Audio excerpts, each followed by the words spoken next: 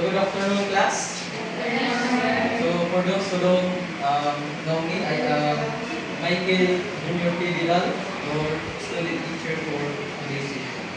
So our discussion for today's session is about integrating ecological literacy in the curriculum. So now let's proceed. So what is ecological literacy? So balik-balik ng GD class. From niaging ng mga discussion, what is ecological literacy, Miss Mariano?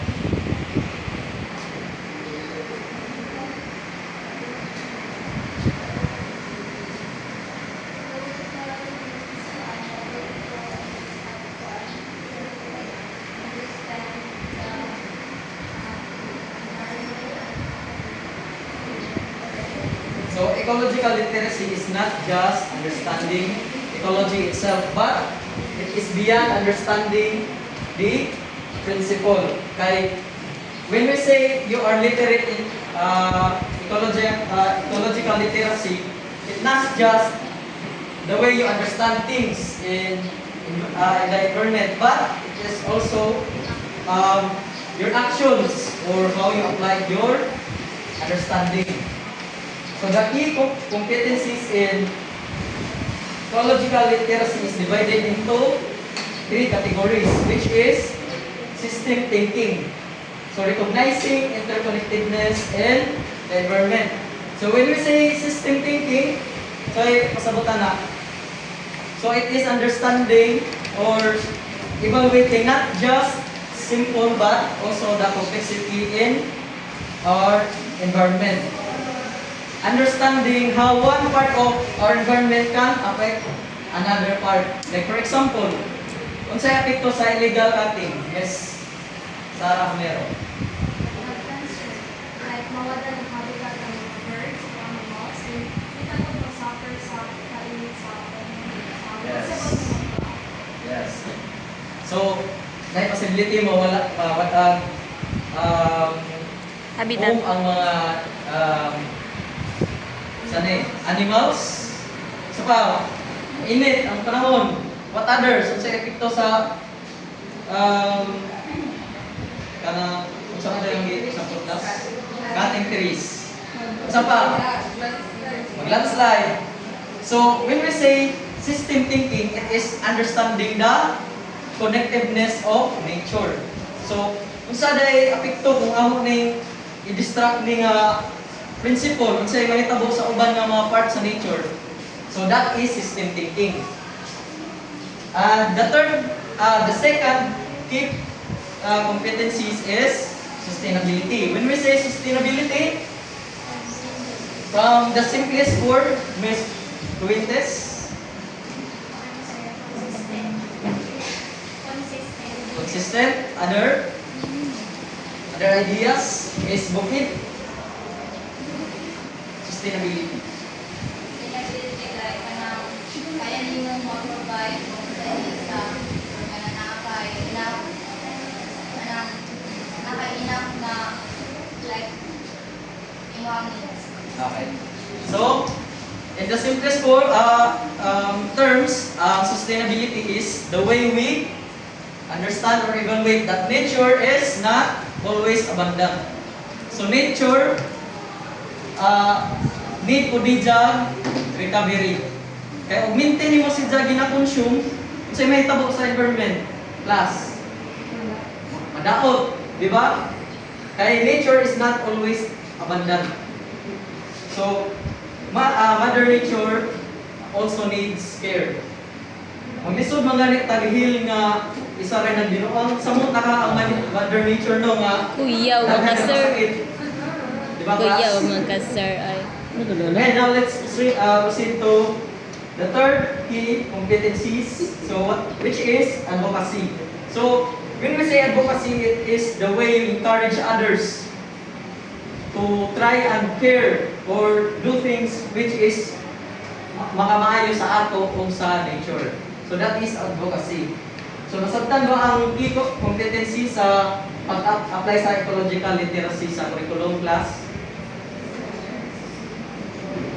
Now, let's proceed to the four roots of integration, which is ang pinagid ka foundation sa pag-integrate sa curriculum. Number one is place-based. What do you mean by place-based? Miss Oranis. Naalala ninyo ba? Yun na, try and go on.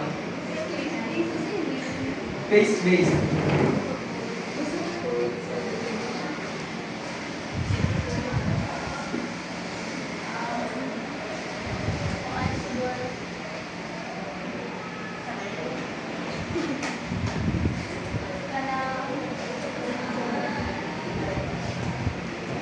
Murag imong kuan, murag nahibawaan sa mga story sa past na kuan. Okay, thank you for that answer. But when we say place-based is trying to integrate in the curriculum, which is kanang i-allow na to ang mga students nga i-feel bitaw nila kung what natures feel. Kanang i-allow na to ang students nga na sila direct contact or immediate interaction sa nature. Nga naman class, para masabtan nila kung sa'y principle sa nature. Kung sa'y naa sa nature.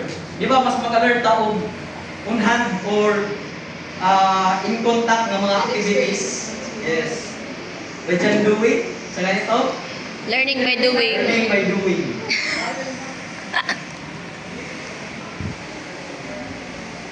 The second will be inquiry-based. When we say inquiry-based, we allow students to explore on their own.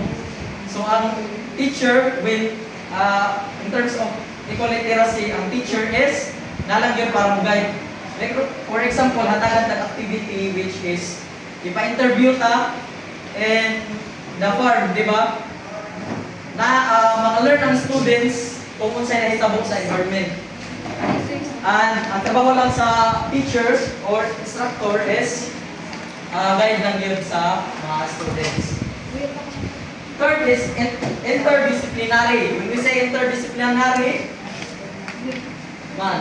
we integrate not just one discipline but multiple discipline. And the last one will be action-oriented. It is because ganong action-oriented man sir. Action-oriented tungod kay gi-allow man yung mga students nga explore og job. Dili lang dili lang ingon nga written na-learn sa mga bata. But through actions, so maka-learn ang mga estudyante. Now let's proceed to the 5 pillars of eco-literacy. So na-discuss na itong muna, which is ang empathy. Sa ganyan yung empathy class, Miss Wado? Empathy.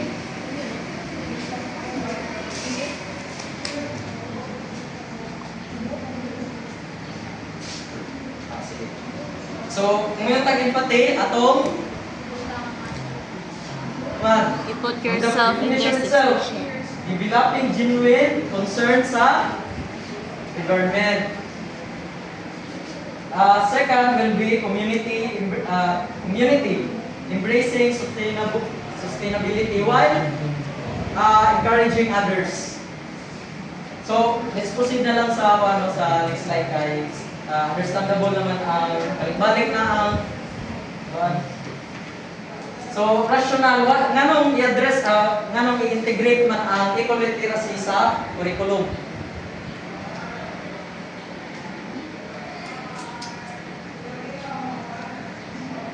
Miss Morales.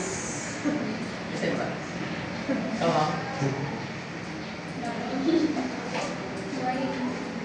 Okay. Nganong i-integrate man ang eco-literacy sa atong sa curriculum? It is because, di ba, sa past na itong mga high school, na yung mga awareness in kanang climate change, na awareness na, di ba? Mga illegal logging, na awareness na. But ang problema lang dira, taas kayo ang awareness sa student, but kulang sila sa actions and saman.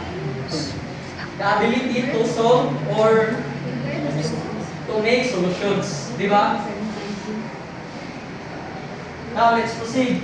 And also, nganong integrate man yung eco-literacy sa atong curriculum, it is because humans is highly dependent on nature. So, in terms of consumption, shelter, what else? Clothes, dependent kaya ta sa nature itself. Now, let's proceed. Interdisciplinary integration. We'll say interdisciplinary integration is combining different disciplines in one approach, which is not a very natural science. So we integrate study of nature and also science. So unsa may positivity ana nga makuha sa estudyante. So ang positivity ana is allow ang students nga maka-learn kung unsa ang nature, unsa yung mga interconnectedness na sa nature. In terms of mathematics, so maalay gihapon na nato sa eco-literacy. So in terms of mathematics, pwede na himuon nato modeling resource depletion kanang i-calculate nato ang carbon footprint nga like for karon taas naman gyud ang population sa mga tao. So nagtaas na pud ang carbon footprint kay kung daghay population, of course mag-develop mo gyud ang country, which is nanay mga advanced nga mga kanang cars.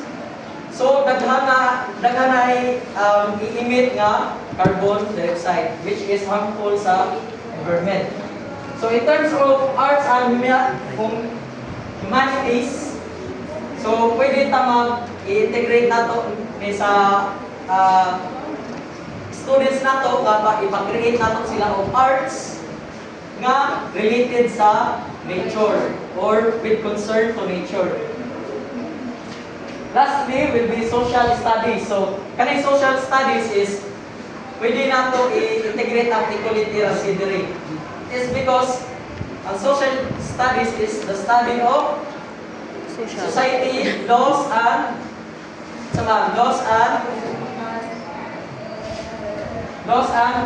social studies. Study of social laws, norms, so tanan. So pwede na itong integrate ang eco-literacy dira. Tungod kay pwede ta ang laws about nature pwede na itong i-klase sa mga estudyante.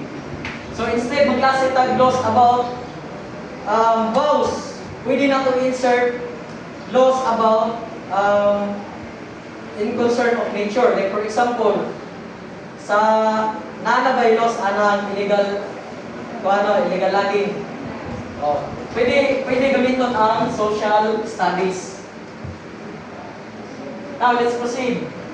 From theory to outdoor practice. So understandable naman nga from written or text-based. So pwede na to integrate ang kanang atong lecture to hands-on experience.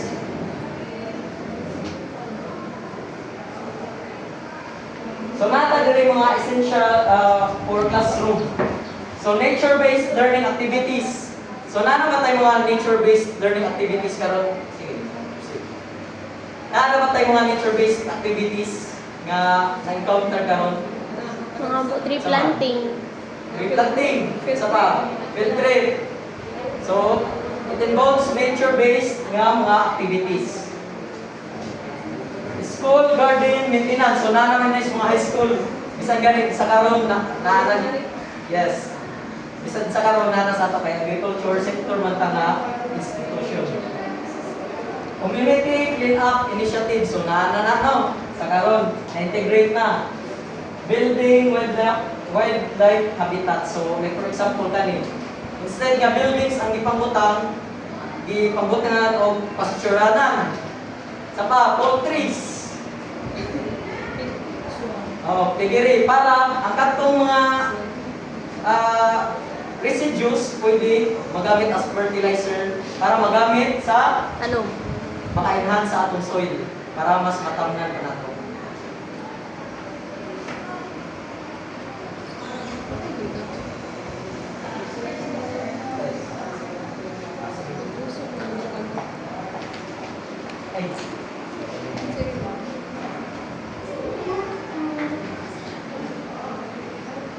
So now let's proceed to beyond the classroom walls. So when we integrate equal literacy to the curriculum, dili lang dire ang na-impact. But pwede po sa outside. Nga naman, as a student or ang imong students nga imong gi-influence, pwede maka-influence sa ilang silingan, ilang parents, di ba? Ang learnings, dili lang sa classroom ba, pwede ma-influence sa lain. Also, green jobs. So, ang isa po ka-benefits na ay equal literacy sa curriculum is naana kay knowledge bitaw about ana nga mga butang. Kung mag-apply ka sa trabaho is dali lang kay naman kay background kung unsay buhaton nimo. Like for example, kung BAT or sa ato nga sector kay agriculture man, pwede ka mo-apply o Department of Agriculture nga trabaho. Now, let's proceed to overcoming adoption barriers kay sa pag-integrate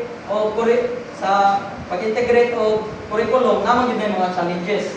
So, unsay buhaton na sir? In concern of faculty readiness, so pwede kanang nabi mga profession development sa ganitong sa maestra, professional, FST, PPST sa definition sa PPST. Yes. So isa na sa maka-ready bitaw sa teacher para sa may counter ni dyan ng mga students. So resource gap kung in terms of resource na concern, ang equal literacy nga curriculum is dili kayo sida kuan sa resources, dili kayo sida costly. Tungod kay pwede man ta mag-recycle, pwede man ta instead of papers atong pa-print, gusto tag papers, pwede naman atong ipa outside learn ang mga estudyante. So let's proceed na lang sa kay understandable naman. So the advantage, test score mo taas, daily attendance mo taas, tungod kay ang grado is naka-base na sa attendance. Kay kuan man sida performance or performance based naman sida ang kuan kaning pag-integrate. Operational savings tungod kay sustainable ang equal literacy nga curriculum. So that would be all. Thank you for listening.